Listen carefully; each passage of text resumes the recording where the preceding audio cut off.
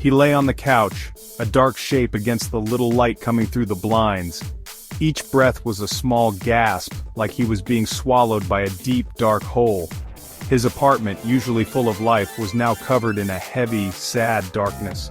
The air felt thick, like it was full of unshed tears. His chest hurt with a constant, dull pain, reminding him of his broken heart.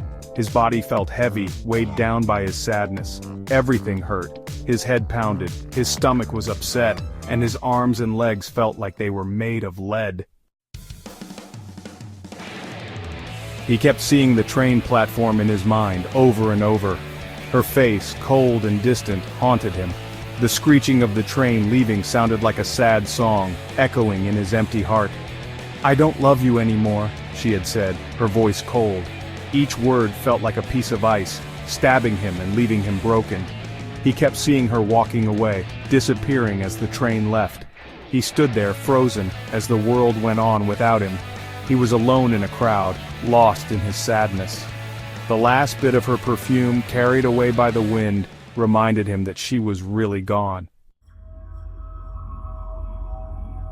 The apartment was very quiet. Each room reminded him of their life together, now a painful reminder of how alone he was. Her favorite mug sat untouched on the counter, a silent sign of their broken life. The smell of her perfume still hung in the air, like a ghost of their lost love. He walked through the empty rooms, his footsteps echoing in the silence, each step hurting his already broken heart. Every corner held a memory. Every object whispered her name. The apartment, once a happy place, was now a prison he had made for himself, built with his sadness. The phone felt heavy in his hand.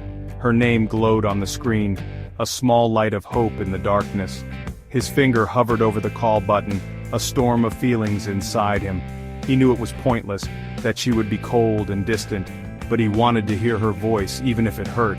He squeezed the phone tight, his knuckles turning white. "Don't!" he whispered, his voice cracking. The phone fell from his hand, hitting the floor. It was like he was giving up. He curled up on the floor, starting to cry, her name a broken whisper on his lips as the darkness swallowed him.